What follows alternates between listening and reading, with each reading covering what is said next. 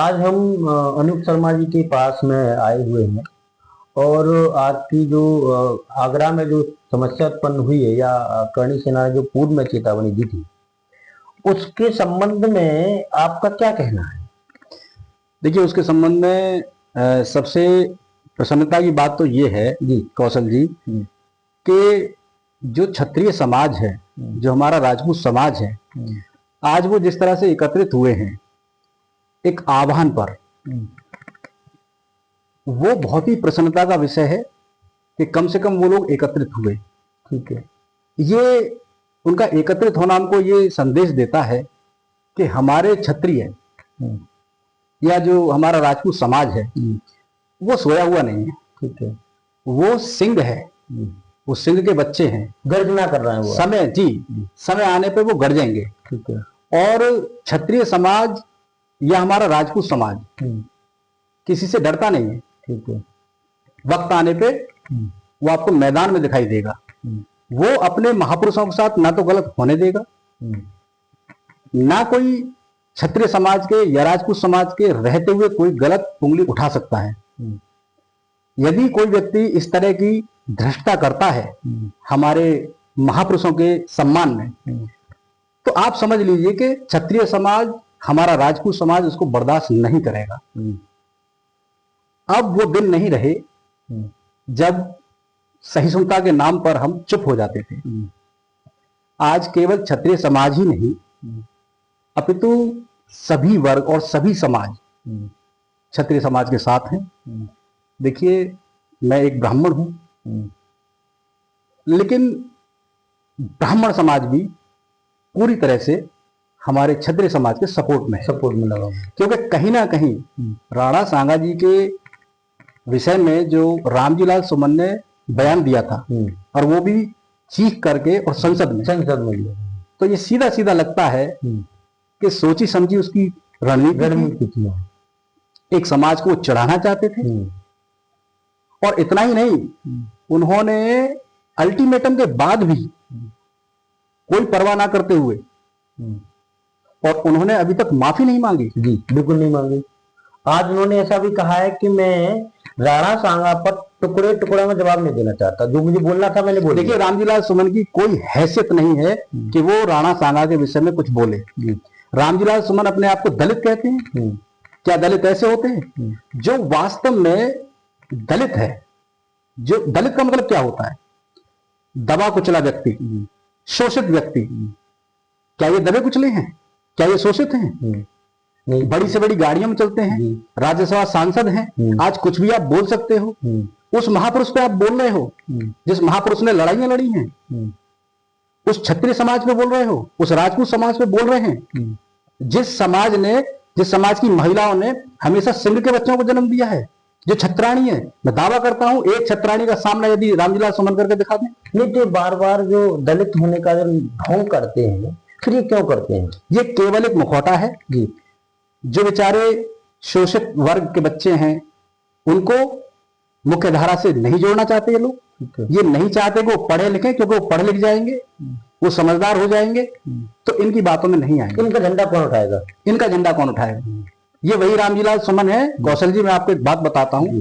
ये वही रामजीलाल सुमन है जब सांसद के चुनाव हुए थे सन 2014 में, तो रामजीलाल सुमन ने कहा था कि यदि सांसद के एक फोन पे डीएम का मुंह तो ना निकल जाए, मुझे क्षमा करें, मुझे ये शब्द कहना पड़ा है क्योंकि इनका ये शब्द था। मैं उन्हीं को कोट कर रहा हूं। ठीक है। तो बोले वो सांसद किस बात का? ये दलित हैं, ये राजनेता हैं। क्या आज के समाज को इस तरह के नेता की आवश्यकता है? कदाचित भी नहीं है। मैं कहता हूं, देखिए, मैं राजनीति में नहीं हूं, मुझे कोई वोट नहीं चाहिए, ना मैं किसी का कोई पक्षधर हूं। मैं केवल और केवल इतना ही चाहता हूं कि जनता अब जागरूक हो गई है। ऐसे लोगों को, जो लोग इस तरह के बयानबाजी करते हैं जिससे कि कई लोगों के दिल दुखते हैं, आपस में वैमनस्यता बढ़ती है समाज में, ऐसे लोगों को कतई वोट ना किया जाए। ऐसे लोगों का बहिष्कार करना ही चाहिए। ये बिल्कुल भी नेता बनने के लायक है। ये इनकी भाषा है, इनकी भाषा शैली सारी मर्यादा इन्होंने तोड़ कर रख दी। बिल्कुल अशुद्ध जो बातें करते हैं वो भी संसद में खड़े होकर ऐसी बात जो कर रहे हैं। और आप देखिए कि अभी तक इन्होंने माफी नहीं मांगी, नहीं मांगी। और मैं तो कहना ये चाहता हूं कि अखिलेश यादव जी एक सोचे समझे बड़े अच्छे नेता हैं, समझदार व्यक्ति हैं, लेकिन वो उसके साथ खड़े हुए हैं। नहीं तो उनका तो बार बार जो अपना वक्तव्य बार बार बदल रहा है। पीछे भी उन्होंने कुछ बात कही, आज कुछ बात कह रहे हैं, कल को हो सकता है संभवतः कुछ बात कह सकते हैं। देखिए मैं तो उनकी बात पर कितना हम विश्वास करें? देखिए अखिलेश यादव जी की बात पे भरोसा तो नहीं किया जा सकता, क्योंकि अखिलेश यादव जी ने तो अभी तक रामजी लाल सुमन को न समझाया है, बल्कि वो उसके साथ खड़े हो गए। इसका मतलब हम क्या माने कि जो 3 लाख लोग लगभग करीब आज आगरा में एकत्रित हुए हैं, क्या इसकी आवश्यकता थी? कदाचित भी नहीं थी। अगर ऐसा होता तो ऐसी क्या दिक्कत आ रही थी? ये माफी नहीं इन्होंने मांगी। इनको क्या अधिकार था इनको गद्दार कहने का? नहीं तो मुझे ऐसा लगता है कि इन्होंने प्री प्लान करके ऐसा प्रायोजन तरीके से को भूमिका को बनाया। बिल्कुल ये सोची समझी राजनीति है, ये एक रणनीति के तहत चल रहे हैं। अगर ऐसा नहीं होता तो अब तक अखिलेश यादव को या इनकी पार्टी के जो और भी वरिष्ठ नेता हैं उनको रामजी लाल सुमन को समझा करके और अपने बयान को वापस दिलवा देना चाहिए था और माफी मंगवा लेनी चाहिए। कुल मिला के बात ये, लेकिन इनका अड़ियल रवैया, और वो कह रहे हैं बार बार। मुझे तो देखिए कौशल जी सही बताऊं, ऐसा लगता है कि अखिलेश यादव दलित के नाम पर, जैसे उन्होंने बनाया ना पीडीए वोट बैंक की राजनीति कर रहे हैं। वो क्षत्रियों को और दलितों को आपस में वैमनस्यता पैदा कर रहे हैं, आपस में लड़ाना चाहते हैं। तो पिछली बार उन्होंने ठाकुरों को गाली दिलवा दी। हाँ, तो ये गलत है ना। अब इसका मोहरा मुझे लगता है कि सीधे सीधे से रामजी लाल सुमन को बना दिया जाए। यदि अखिलेश यादव एक बार ये कह देंगे कि रामजी लाल सुमन से, माना कि वो वरिष्ठ हैं, ठीक है, लेकिन अगर देखिए पार्टी के अध्यक्ष तो भाई राष्ट्रीय अध्यक्ष तो अखिलेश यादव हैं, जो कहेंगे वही पार्टी में मान्य होगा। तो अगर वो एक बार ये कह देते कि आप माफी मांग लीजिए, तो उनका कुछ जा रहा था क्या? नहीं, बिल्कुल नहीं। लेकिन हमको तो ऐसा समझ में आ रहा है, और कई जगह हमारी बात होती है तो हमें वहां भी सुनने में आता है कि भाई ये सोची समझी रणनीति के तहत हो रहा है और रामजी लाल सुमन को इसमें मोहरा बना दिया गया।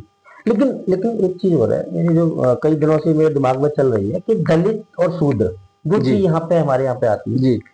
शूद्र की जो स्थापना है वो हमारे शास्त्रों में भी, वेद में भी है, हमारे धर्म ग्रंथों में भी। लेकिन दलित शब्द कहीं न कहीं से प्रायोगिक तरीके से नया बनाया गया। क्या है ये दलित और शूद्र? देखिए दलित का मतलब तो सीधा सीधा है कि जो समाज का एक वो भाग, समाज में रहने वाले व्यक्तियों के बीच में से कुछ ऐसे व्यक्ति जो शिक्षित तौर पे, जो शिक्षा की दृष्टि से, आर्थिक संपन्नता की दृष्टि से, सामाजिक दृष्टि से कहीं ना कहीं कुछ ऐसी कुरीतियों का या कुछ ऐसी चीजों का वो लोग थोड़ा सा शिकार हो गए हैं, या वो उनको अवसर नहीं मिला, या जो भी आप कहें, तो वो दलित हैं कि वो ऊपर नहीं उठ पाए। उनको उठाने के लिए बहुत सारे काम किए गए हैं, सब सरकारें करती हैं। ऐसा नहीं है कि कोई अखिलेश यादव यानी कि कोई मसीहा या बहन के बारे में सोच रहे हैं। अगर ऐसा सोच रहे हैं तो दलितों के लिए अलग से अखिलेश यादव ने क्या किया है? नहीं, पिछली बार भी इन्होंने स्वामी प्रसाद मौर्य से वो धूल कुमार शूद्र पसनारी सकल ताड़ना के अधिकारी, तो उस पर इन्होंने खड़ा करवा दिया था। देखिए तो वो शूद्र और दलित, अब यहाँ एक चीज सब निकल के आ रही है कि शूद्र और दलित का चक्कर। देखिए जो स्वामी प्रसाद मौर्य हैं, उस आदमी को तो मैं ये मान के चलता हूं कि वो पढ़ा लिखा नहीं है, क्योंकि जैसे वो वक्तव्य देता है, एक व्यक्ति जो मंत्री रहा हो, एक व्यक्ति जिसको जनता ने चुना हो, वो व्यक्ति एक समाज के इतने बड़े सभ्य वर्ग के लिए गालियां दे रहा है, और इसके बाद भी वो आदमी सुरक्षित है, कोई उसके यहाँ तोड़ फोड़ नहीं, कोई उसके साथ कोई दिक्कत नहीं की, तो उस आदमी को तो मैं ये मानता हूँ कि मानसिक दिवालियापन है उसका। और यदि वो ऐसा मान के चल रहे हैं कि भाई ऐसा बयान या वक्तव्य दे करके मैं दोबारा से किसी पार्टी में स्थापित हो जाऊं, तो ऐसे आदमी जो है बेपैंदी के लोटे होते हैं, वो ना इधर के रहते हैं ना उधर के रहते हैं। जैसे एक कहावत आपने सुनी होगी कि धोबी का कुत्ता घर का ना। तो स्वामी प्रसाद मौर्य का क्या हाल है, हाशिए पर चले गए हैं, कोई उनको पसंद नहीं करता है, और ना ही कोई व्यक्ति आगे उनको कोई तवज्जो देगा। तो क्या समाज में मुझे ऐसा लगता है कि क्या जैसे आप जो कह रहे हैं कि तवज्जो नहीं देगा, लेकिन आजकल तो एक सबसे बड़ी समस्या ये आ रही है कि जो चमत्कार है उसका नमस्कार है। हाँ बिल्कुल, जो नेता बन जाता है जब वो किसी प्रकार से बन जाए, गाड़ी घोड़ा उसके पास है, लोग उसकी माला फूल माला डालने चले जाते हैं। बिल्कुल, तो ये जो राजनीतिक कड़ के हिसाब से अगर देखें तो स्वामी प्रसाद मौर्य हाशिए पर चले गए, ये बात आपकी कथनानुसार ठीक हो सकती है, किंतु क्या वो भविष्य में कभी नेता बनने की स्थिति में आएंगे या नहीं आएंगे? देखिए, नेता बनना एक अलग बात है जी, लेकिन जनता के हृदय में स्थान बनाना एक अलग बात है। एक अलग बात है। नेता तो आप किसी के कृपा पात्र भी हो सकते हैं। जी, जैसे एक आदमी इलेक्ट होकर के आता है और एक आदमी को पार्टी का मैंडेट होता है तो उसमें सेलेक्ट कर देते हैं उसको, जैसे एमएलसी वगैरह बना दिए जाते हैं, ठीक है, जिसको नामित कहते हैं, ठीक है ना। तो वो तो एक अलग बात है, नेता बनना अलग बात है, किंतु आप एक व्यक्ति तो बनिए, अच्छे व्यक्ति बनिए। आप एक अच्छे व्यक्ति बनिए, आपका समाज में सम्मान होना चाहिए। आप ऐसा कुछ कार्य करिए, राजनीति में यदि आप आए हैं, राजनीति का मतलब है कि जो देश है, जो हमारा समाज है, जो यहाँ हमारे नागरिक हैं, जनता है, उनके कल्याण के लिए कार्य करना, ठीक है ना। लीडर का मतलब ये होता है कि यदि कहीं समाज में कहीं कोई कुरीति है या कहीं कोई अभाव है, मान लीजिए जल की व्यवस्था पर्याप्त नहीं है, या हमारे पास बिजली नहीं है, या हमारे बच्चों को शिक्षा ठीक नहीं मिल रही है, या हमारा इंफ्रास्ट्रक्चर ठीक नहीं है, तो उन सब चीजों को, डेवलपमेंट को देखते हुए जो उनकी आवाज उठाए, जनता की आवाज को संसद में, विधानसभा में लीडर होता है, ना कि किसी की भावनाओं को आहत करे, ठीक है, ना कि किसी के शास्त्रों पे उंगली उठाए, जबकि उसने पढ़ा कुछ नहीं है, जबकि वो जानता कुछ नहीं है। जब उसने कहा कि ढोल गवार शूद्र पशु नारी ये सब पाठ, तो आप ये बताइए कि ढोल गवार शूद्र पशु नारी ये 5 हैं, 5 के लिए एक ही शब्द आए, तो क्या एक ही शब्द जो है 5 लोगों के लिए उसका अर्थ कहां तक ठीक सारगर्भित हो सकता है, आप बताइए। क्या ये आपको लगता है कि उन्होंने तो इस चीज को पकड़ लिया, ताड़ना शब्द को पकड़ लिया, तो पकड़, लेकिन मेरा मानना है कि मुझे ऐसा लगता है कि उन्होंने ताड़ना शब्द का भावार्थ ही नहीं समझा कि वास्तव में भावार्थ, ना उन्होंने भावार्थ समझा है, ना उन्होंने उसका अर्थ समझा है। ताड़ना का अर्थ देखना भी होता है, ताड़ना का अर्थ घूरना भी होता है, ताड़ना का अर्थ किसी चीज को कसना भी होता है, ताड़ना का अर्थ कहीं किसी की केयर से भी होता है, ताड़ना का अर्थ डांटना भी होता है, समझे। लेकिन उन्होंने इस बात को डांटने पे ले लिया ना। हाँ, तो तभी तो हम कह रहे हैं कि वो पढ़ा लिखा अगर होगा तो पढ़ा लिखा भी अनपढ़ जैसा आदमी है वो ना नेता बनने के लायक है, ना वो समाज में कुछ बोलने के लायक है। जब तुझे कुछ पता ही नहीं है तो फिर हम कैसे तेरी बात पे भरोसा करेंगे, कौन तेरी बात को स्वीकार करेगा। हम अपनी उसी बात पे आ रहे हैं फिर पुनः लौट करके कि आज जो आगरा में राणा सांगा के संबंध में पूरा राजपूताना आगरा में वो हुआ, एकत्रित हुआ। अब इसमें मेरे हिसाब से, या मैं आपसे ये जानना चाह रहा हूं कि करणी सेना और पूर्ण राजपूत समाज को क्या करना चाहिए था कि वो अपनी गलती को माने और अपनी गलती को मान करके स्वीकार करे, समाज के सामने आए और वो अपनी बात को कहे। लेकिन उन्होंने एक बात कह दी जो मेरी सोशल मीडिया के माध्यम से मुझे पता चला कि मैं इस बात का जवाब अब टुकड़ों में नहीं देना चाहता। इससे क्या अर्थ निकलता है? नहीं, देखिए, इसमें कहीं कोई लंबी प्रक्रिया नहीं है, कहीं टुकड़ों की आवश्यकता नहीं है। ये तो जानबूझ करके जितना भी बवाल या बखेड़ा जो खड़ा किया गया है, ये रामजीलाल सुमन, अखिलेश यादव और उनकी पार्टी ने ही किया है। इसमें इतना समय लगाने का कोई मतलब ही नहीं था, कोई औचित्य नहीं है भाई। अगर आपने किसी महापुरुष के बारे में अभद्र टिप्पणी की है, ये तो मैं कहना चाहता हूं कि मैं तो बड़ा स्वागत करता हूं करणी सेना का, मैं तो बड़ा सम्मान करता हूं करणी सेना का, राजपूतों का, क्षत्रियों का। ये बताइए, इस देश में बड़ी से बड़ी लड़ाइयां किसने लड़ी हैं? क्षत्रियों ने, राजपूतों ने। बिल्कुल। आप मुझे बताइए कि आज वो लोग एकत्रित हुए हैं, क्या कोई उपद्रव उन्होंने किया है?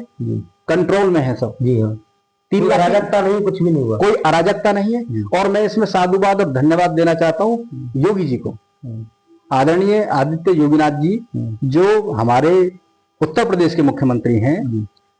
उनकी सुशासन व्यवस्था को भी मैं बहुत प्रणाम करता हूं, क्योंकि इतनी बड़ी भीड़ को संभालना, उसकी पूरी व्यवस्था करना, देखना, और क्षत्रिय समाज ने बहुत अनुशासन दिखाया। बिल्कुल। उन्होंने उन्होंने एक अल्टीमेटम दिया था 12 अप्रैल का, तो वो आए, पीछे नहीं हटे, वो आए, एकत्रित हुए, किंतु उन्होंने कोई उपद्रव नहीं किया, कोई अनुशासनहीनता नहीं की, कोई अराजकता नहीं की, और कोई नारेबाजी गलत नहीं की है। तो मैं तो ये कहना चाहता हूं कि अगर कुछ सीखना है, जो हमारे समाज में अन्य वर्ग हैं जो 2 मिनट में पत्थरबाजी कर देते हैं, आगजनी कर देते हैं, तोड़फोड़ कर देते हैं, लाखों करोड़ों का नुकसान कर देते हैं, सरकारी संपत्तियों को नुकसान कर देते हैं, तो आप बताइए कि क्षत्रिय समाज एकत्रित होगा, इतने रोष में है, एकत्रित हो गया इतनी बड़ी संख्या में, इसके बावजूद भी कंट्रोल में है वो, उनका अपना स्वयं का कंट्रोल है। तो मैं तो बड़ा बड़ा साधुवाद देता हूं, अभिवादन करता हूं उनका। और बात रही उनके एकत्रित होने की, तो देखिए जिस चीज को लेकर के जब उन्होंने कदम बढ़ाया है, तो मैं ऐसा मानता हूं कि या तो रामजीलाल सुमन माफी मांग लें, अथवा जब तक रामजीलाल सुमन माफी नहीं मांगेंगे, अब क्षत्रियों को पीछे कदम नहीं हटाना चाहिए, इसमें आगे ही बढ़ना चाहिए। जी बिल्कुल बिल्कुल बिल्कुल, जिस प्रकार से भी हो, जैसे भी हो। और मैं तो ये चाहता हूं कि हमारा संदेश अखिलेश यादव जी तक पहुंचे कि समाज में जो वैमनस्यता आप फैला रहे हैं, जो अशांति फैला रहे हैं, आपको इसको हैंडल करना चाहिए, अपने सांसद को समझाना चाहिए, उस व्यक्ति को बैठा के ये एक बार ये समझाएं कि भाई ये बयान गलत है, तुमको माफी मांग लीजिए। इसका मतलब ये हुआ कि एक अकेले आदमी की चिंता है अखिलेश यादव को, लाखों करोड़ों जो हमारे क्षत्रिय हैं, जो हमारे क्षत्रिय समाज के लोग, उनकी कोई चिंता नहीं है। तो क्या मतलब क्षत्रिय लोगों ने कोई वोट नहीं किया है क्या इनको कभी? क्या ये ऐसा मान के बैठे हैं कि क्षत्रिय समाज की वोटों की आवश्यकता ही नहीं है? सवर्ण समाज के लोगों की वोटों की आवश्यकता नहीं है? कभी कहते हैं कि गौशाला से और गोबर से बदबू आती है, तो क्या इनको हिंदुओं से, सनातन से, क्या इनको भी नफरत है क्या? इनके जो विचार हैं वो जग जाहिर हैं।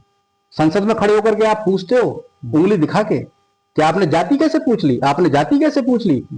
और एक इंटरव्यू में आप एक पत्रकार से कह रहे थे क्या नाम है इनका क्या नाम है? उसने अपना नाम बताया, पीछे उसके मिश्रा लिखा हुआ था। बोले अरे मिश्रा जी शर्म कीजिए। तो शर्म तो अखिलेश यादव को आनी चाहिए।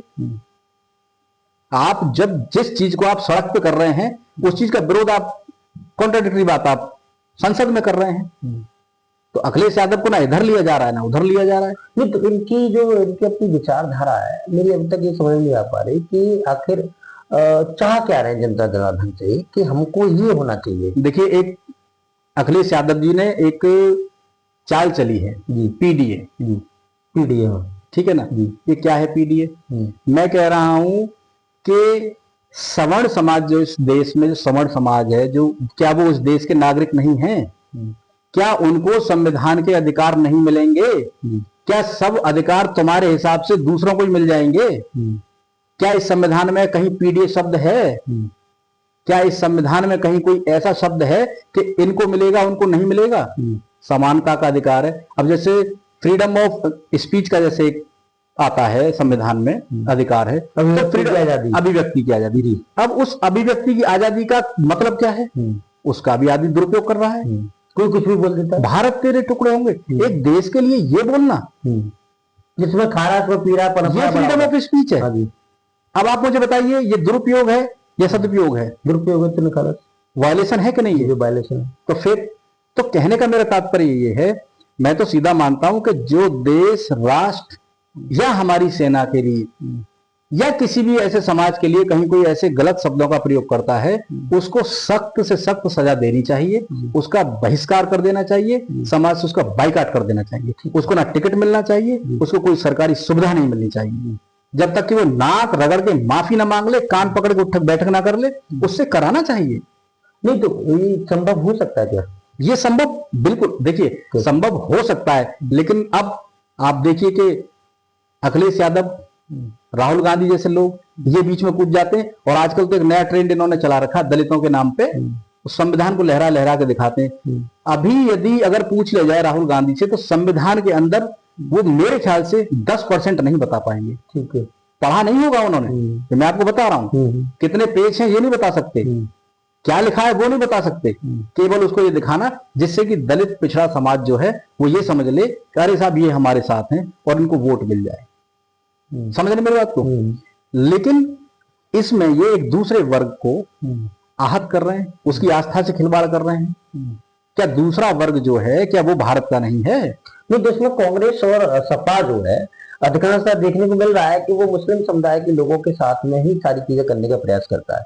बाकी जो हिंदू समाज के लोग हैं उसको भी वर्गीकरण कर देते हैं कि आप ब्राह्मण हैं, आप क्षत्रिय हैं, आप वैश्य हैं, आप जाटव हैं, आप वो हैं। हाँ, ये बड़ी विडंबना है कि वो वर्गीकरण करते हैं और हम बट जाते हैं। लेकिन अगर मुस्लिम समाज में देखा जाए तो वहां भी बहुत सारी जातियां, उपजातियां, वो भी कई चीजों में है, वहां भी है। तो वो नहीं, वो तो वहां बटते। होता क्या है कि यहाँ जो एक सवाल आता है वो आता है एकता का।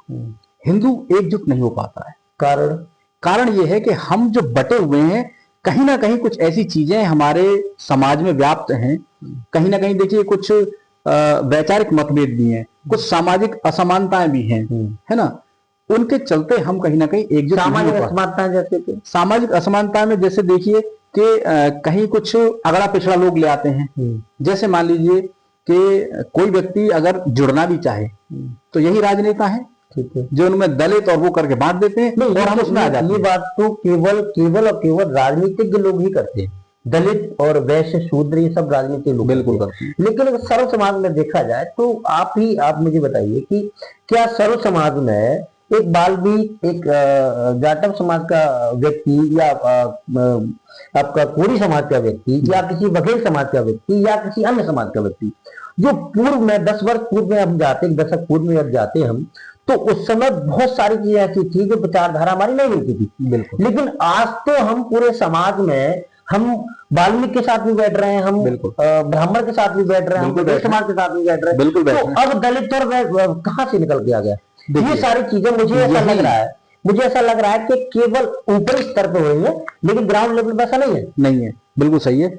यही तो पेट में दर्द है कि ये एक साथ क्यों आ रहे हैं, ये अब एक साथ क्यों बैठने लगे। अगर ये सब एक साथ बैठने लग गए, इनमें सामंजस्य अगर बैठ गया तो फिर हमारा वोट बैंक चला जाएगा, क्योंकि कहीं ना कहीं ये अपना वोट बैंक बांधते हैं। जैसे सपा को यदि आप देखेंगे तो वो मुस्लिमों को अपना वोट बैंक बांधती। हम कहते हैं यदि आप उनको वोट बैंक मान भी रहे हैं तो आप उनकी शिक्षा के लिए काम कीजिए, उनके विकास के लिए काम कीजिए। आपने क्या किया है उनके लिए? मुस्लिमों के लिए आपने बयानबाजी तो की है, और सारा ठीकरा फोड़ते हैं बीजेपी पर, जबकि करते ये लोग हैं। आप देख लीजिए, जब सपा की सरकार होती है तो एक तरफा कार्रवाई होती है, तो उसमें दोनों को नुकसान होता है, क्योंकि उनके हौसले बढ़ जाते हैं और दूसरा आदमी पस्त होता है। तो इसका क्या मतलब हुआ? तो कहने का मतलब ये है कि कहीं ना कहीं ये जो राजनीतिकरण कर देते हैं, ध्रुवीकरण कर देते हैं, ये सब चीजें गलत हैं। आज मैं आपको बताऊं कि आज जैसे उत्तर प्रदेश में आदित्यनाथ जी हैं, माननीय योगी जी, तो अगर आप कहीं कोई ऐसी घटना कर रहे हैं, कोई चोरी डकैती या कहीं किसी की छिनैती हो रही है या कहीं किसी ने किसी को छेड़ दिया है, तो आप देखिए उस पर तुरंत एक्शन है। वो हिंदू मुस्लिम नहीं है वहां पे, उनके लिए अपराधी है। तो मैं तो बड़ी सराहना करता हूँ, इस तरह का होना चाहिए। लेकिन सपा सरकार में हमें इस तरह का सुशासन देखने को नहीं मिलता। अब जो भी जैसे जितने भी राजपूताना समाज का जो वहाँ लोग एकत्रित आगरा में हुए, उनके लिए आप एक छोटा सा संदेश के रूप में क्या कहना चाहेंगे? देखिए, मैं ये कहना चाहूंगा कि मुझे बड़ा गर्व है अपने राजपूत भाइयों पर, क्षत्रिय भाइयों पर, और आप लोग कमजोर नहीं हैं। आपने सदैव गरीबों की, दलितों की और मजलूमों की आपने सदैव बढ़ चढ़ के मदद भी की है। देश या राष्ट्र पे जब जब कभी कोई आंच आई है तो आपने सदैव अपने आप को कुर्बान करके जो है आपने उनकी रक्षा की है, देश की रक्षा की है। और मैं ऐसा मानता हूं कि जब तक देश में हमारे में क्षत्रिय और राजपूत समाज है तो हमारे देश की तरफ कहीं कोई आंख उठा करके भी नहीं देख सकता। और जो हमारी क्षत्रियाणी जो माताएं हैं, जो बहनें हैं, वो मैंने पहले कहा था कि वो शेरों को जन्म देती हैं, गीदड़ों को जन्म नहीं देती हैं। वो एक छत्राणी को अगर हम आवाज लगाएं तो एक छत्राणी 100 पे भारी पड़ जाएगी, जैसे हमारी पन्ना धाय माँ हुई है। मेरा अंतिम सवाल आपसे ये है कि यदि केंद्र में और राज्य में युग पुरुष माननीय योगी आदित्यनाथ की सरकार न होती उत्तर प्रदेश में, तो आज जो क्षत्रियों ने प्रदर्शन जो किया है, और यदि दूसरी सरकार होती, किसी की भी होती, मान लो कांग्रेस, सपा, बसपा की होती, तो आज स्थिति क्या होती? क्या हिंदुओं की सुरक्षा के लिए भाजपा सफिशिएंट है? देखिए, हिंदुओं की सुरक्षा के लिए भाजपा ही सफिशिएंट है, आप ये समझिए। क्योंकि भाजपा का इतिहास आप देखिए और दूसरी जो पार्टियां हैं आप उनका इतिहास देखिए, आपको लगेगा कि उन्होंने सदैव पक्षपात किया है और उन्होंने हिंदुओं को हमेशा दबाया है, उनकी आवाज को दबाया है, उन्हीं को जेल में डाला है। यहाँ तो ऐसे ऐसे कानून बने हैं, कांग्रेस के समय में कानून बना है, चला, ठीक है, यदि हिंदू की और मुस्लिम की यदि लड़ाई हो जाए तो हिंदू को 2 गवाह लाने पड़ेंगे और मुस्लिम को 1 गवाह लाने की आवश्यकता नहीं है। तो ये जो आपस में जो वैमनस्यता पैदा की है, ऐसा बीजेपी ने तो नहीं किया है। ऐसा जो है आपको कहीं देखने को मिलता है।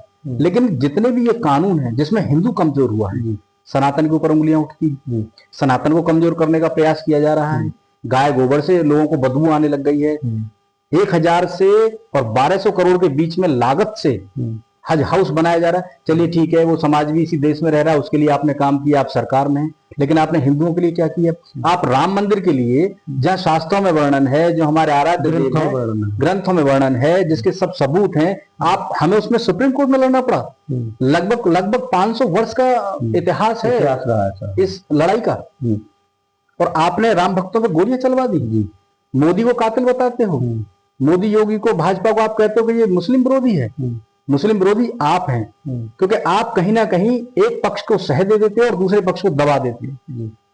तो आप मुझे बताइए कि क्या मंदिर नहीं बन सकता था? बन सकता था। जब ये हार गए तब अखिलेश यादव जी का एक बयान आया कि हम चुनाव जीतने के लिए, वो जो चुनावी जुमला था उनका, कि हम इटावा में, शायद जहां तक मेरी जानकारी है, इटावा में भगवान विष्णु का एक भव्य मंदिर बनाएंगे। राम जी का मंदिर आपने बनने नहीं दिया। कांग्रेस ने उसके खिलाफ एफिडेविट दिया, सारे वकील खड़े हो गए। यहाँ सपा वाले कह रहे हैं कि हम विष्णु भगवान का मंदिर बनवाएंगे। तो भगवान राम का जब मंदिर बनने की बात आ रही थी तो उसको क्यों आपने बाधित, उसमें सपोर्ट क्यों नहीं किया? उसमें आप मुझे बताइए कि उसमें केवल संत परिक्रमा करने की बात कर रहे थे। एक भीड़ जो बढ़ रही थी तो क्या कर रही थी, क्या नुकसान करने जा रही थी, उन पे आपने गोलियां चलवा दी।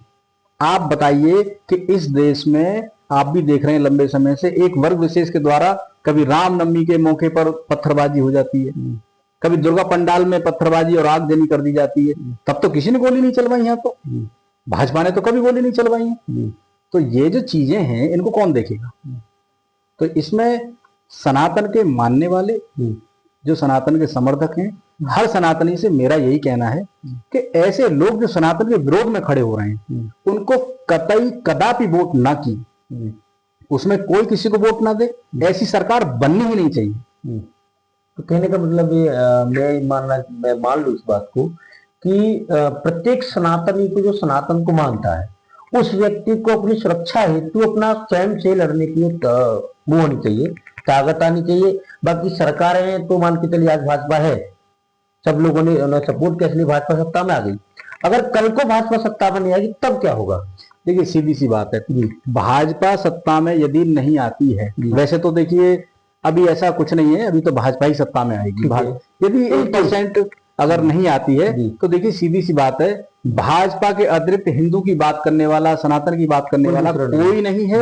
ये लोग एक तरफा बात करते हैं, एक तरफा योजनाएं निकालते हैं। अखिलेश यादव जी का तो हमने अखबार में सीधा सीधा बयान पढ़ा है, देखा है कि हमने जो 30,000 रुपए दिए हैं वो केवल मुस्लिम बेटियों के लिए दिए। तो ये क्या मतलब हुआ भाई? इन्होंने एक योजना भी चलाई थी अपने शासनकाल में कि केवल मुसलमान महिलाओं के लिए 500-700 रुपए की अलग से समाजवादी पेंशन के नाम पे एक योजना चलाई। तो अब ये क्या है? ये भेदभाव भाजपा तो नहीं करती है। राशन बट रहा है, कोरोना काल से राशन बट रहा है, लगातार बट रहा है, तो वो हिंदू मुस्लिम तो नहीं हो रहा, वो तो सभी के लिए दिया जा रहा है। 43 लाख मकान पहले बने थे सरकारी आवास योजना में, उसमें सबसे ज्यादा मुस्लिमों ने इसको माना है। मुस्लिमों से जब पूछा गया तो उन्होंने माना है कि इसमें सबसे ज्यादा मकान हमको मिले हैं। तो वहां तो कोई हिंदू मुस्लिम नहीं किया। भाजपा कभी हिंदू मुस्लिम नहीं करती है। अगर हम मान लीजिए जागरण करना चाहते हैं तो दूसरा पक्ष हमको नहीं करने दे रहा है। सपा की सरकार में ऐसा हुआ है, आपके अलीगढ़ में ऐसा हुआ है, नहीं करने दे रहे। और न कांग्रेस आती है, न सपा आती है, न बसपा आती है, कोई नहीं आता हिंदुओं की बात करने के लिए। केवल बीजेपी यदि उसके पक्ष में आए, बात करे, जो सही बात है, तो वो हिंदू मुस्लिम हो जाता है। आप ये बताइए कि हिंदुओं को आप दबाए चले जा रहे हैं और मुसलमानों को आप उठाए चले जा रहे हैं। मुसलमानों की सारी बातें सही मान लेंगे आप और हिंदुओं कोई बात नहीं मानेंगे, तो आपस में वैमनस्यता ही बढ़ेगी। इनको नहीं दिखता, जितने भी राजनीतिक दल है इनको नहीं दिखता। कभी संसद में जब एक पास हो रहा था, वक्फ बोर्ड बिल का जो पास हो रहा था, उसमें पूरे भारत को एक हाईलाइट पे रखना पड़ा। इसका मतलब मेरी समझ में जो मुझे लगता था वो ये था कि सबको पता है कि ये समुदाय जो है, गैर हिंदू समुदाय जो है, वो इतना अराजक है, कुछ भी कर देगा, है ना। लेकिन फिर भी हमने उसको हाईलाइट पे रखा और उसके बाद में अपनी बात को आसानी से संसद में पेश कर दिया। आप देखिए कितनी विडंबना है कि बड़ी मुश्किल से ये बिल पास हो पाया है जी। इसके बावजूद भी ओवैसी ने संसद में बने हुए कानून को, उसकी प्रति को फाड़ दिया सबके सामने। आप समझिए आज ये स्थिति है, कल को क्या स्थिति होगी। तो आगरा में कल ही घटना घटी है भाई। आगरा में कल ही जामा मस्जिद में घटना घटित हुई है कि किसी एक ऐसे जानवर के सर को मस्जिद में छोड़ दिया गया जिससे अराजकता फैल जाए। बिल्कुल, और वो उन्हीं के समाज के आदमी नहीं है। बिल्कुल। तो इसमें कहीं ना कहीं ये देखना पड़ेगा। देखिए मैं ये मानता हूं कि मुस्लिमों को भी कहीं ना कहीं कुछ चीज समझनी पड़ेगी। जी। ऐसा नहीं है। अब जैसे कई बार जब बात होती है तो लोग कहते हैं कि जो मुसलमान पढ़ा लिखा है, जो अच्छे मुस्लिम हैं, वो इन चीजों से दूर रहते हैं। हमने माना कि वो दूर रहते हैं, अच्छे मुस्लिम भी हैं, ऐसी बात नहीं है। लेकिन हम ये कहते हैं कि जब इस तरह की जब घटनाएं होती हैं, या जब आगजनी होती है, पत्थरबाजी होती है, जब किसी जुलूस में पत्थर मारने का काम करते हैं, तो आप मुझे ये बताइए कि तभी अच्छे मुस्लिम कहाँ चले जाते हैं? वो नहीं बोलते, उस समय वो क्यों नहीं बोलते हैं? नहीं बोलते।